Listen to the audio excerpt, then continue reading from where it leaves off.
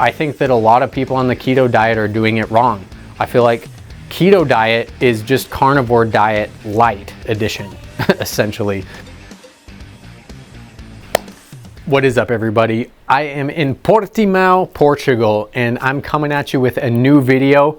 A little bit jet lagged, so bear with me, but we're gonna talk today about why so many diets fail everyone. And we're gonna mention a few names because I think the most popular diet as of late has been the carnivore diet. So what is wrong with the carnivore diet and what has happened with people like Paul Saladino and Liver King and Shawn? Well, ultimately, let's start it off. Number one, Paul Saladino. He was one of the biggest proponents of the carnivore diet, and he's not even doing the carnivore diet anymore. A lot of people may not know this, and it's kind of like it gets locked away because the internet, people only follow for so long and then they don't keep up. They don't know how someone's choices have changed. So it's kind of funny. You know, we see this a lot with vegans too. Like, a lot of people will claim they're vegan, and then maybe you see your friend's story and they're like, oh, you just ate like a pizza with like some pepperoni on it. And you ask your friend if they're still vegan, and they're like, oh no, yeah, I stopped being a vegan for like 2 years now. So it's kind of funny, you know, people just change, but they don't really make an announcement of sorts. So I just wanted to tell you guys, you know, so Paul Saladino, he's eating things like fruits, vegetables, all the way to incorporating high carb things like raw honey, which is great. And I think that's optimal for his next step because he's a pretty lean guy. He has some muscle mass that could use and suck up some of that fructose, glucose, and everything ultimately. So you have to really look at yourself, where you're at in this current stage of life, and find out what works. And how do we find out what works? Well, it's doing blood tests. So finding things out like this, Paul Saladino was able to realize his sex hormone binding globulin was super high. And I had the same issues when I was doing a lot of ketosis, fasting, and all of these types of modalities and ways of life. So through that, he was able to find and research, oh, what am I missing in the carnivore diet? Boron. Boron is one of the trace minerals that a lot of people are very deficient in. And you will know you're very deficient if you have some joint pain, all the way down to high SHBG, which we just talked about, and many other little things. But boron is something that's very exclusive to plant foods. And yeah, it's one of those things that's also been eliminated from the soil. Magnesium as well, which you can't really get magnesium from only meat either. So just another testament to why you shouldn't be in the only meat camp or the only plant food camp. You really have to find what works for you and integrate it accordingly. So what do I think about the keto diet? Well, I think that a lot of people on the keto diet are doing it wrong. I feel like keto diet is just carnivore diet light edition, essentially. So we saw a big resurgence of keto diet, and it's really was just distilled down to the low carb diet, but a more science-based approach, because keto was like a new word and people learned out what ketones were. So the problem with keto, they threw out all of the value that comes from proper sourcing.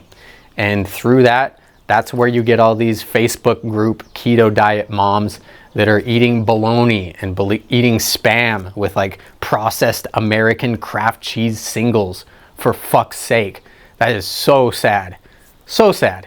Processed meat, just don't. Like, really, just don't. Like, it's the one realm where vegans win in all of these different studies. All of the health and longevity studies and spaces that include diets high in processed meats, that's where the vegans beat you guys. So if you're so focused on beating the vegans, then stop eating all that processed meat bullshit.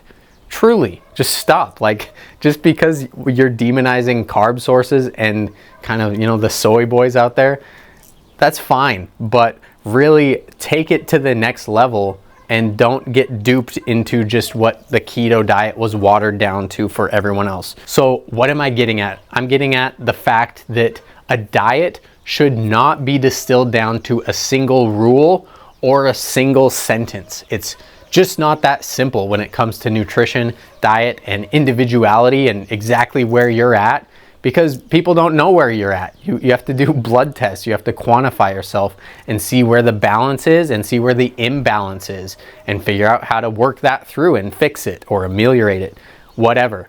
So what happens to the carnivore diet as well? Well, carnivore diet gets screwed over because the carnivore diet is seen as like keto, the next level. So they're like, okay, well, I'm gonna stop eating all of these other things and I'm just gonna eat meat. And people think, well, what is the meat that I like to eat personally? And usually they will just say steak. And hey, that's fine, but the good value that came from the carnivore diet was incorporating organ meats that are properly sourced.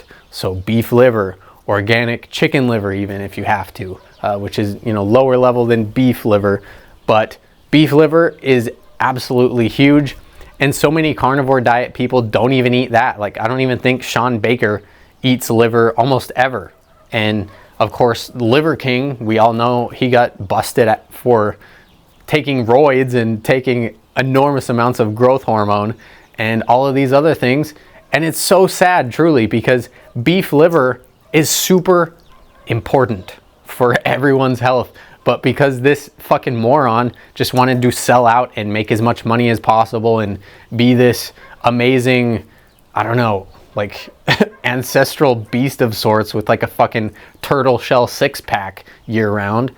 Now, beef liver has been watered down and totally thrown out as just being useless, which is not the case. And beef liver, I would say, is better than most any multivitamin out there from a absorption standpoint to nutrient profile or whatever else you want to talk about.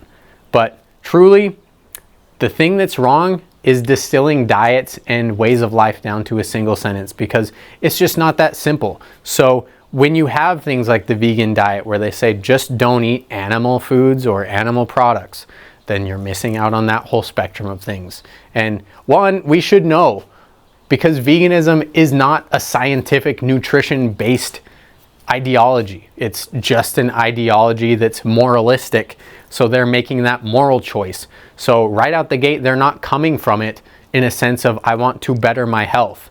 So realize this, guys, like the vegan diet is not a way to better your health. It's a way to make a moralistic grandstand point and do all that, which is totally up to you. You can absolutely do that and choose to live a substandard life if you want to help the animals or whatever. That's completely up to you. It's moralistic. It's not based in scientific help. And if you truly do want to get the benefits that vegans tout, then just do fasting or do some intermittent fasting where you're not eating anything, because the benefits that have been shown with a vegan diet and fasting are one and the same.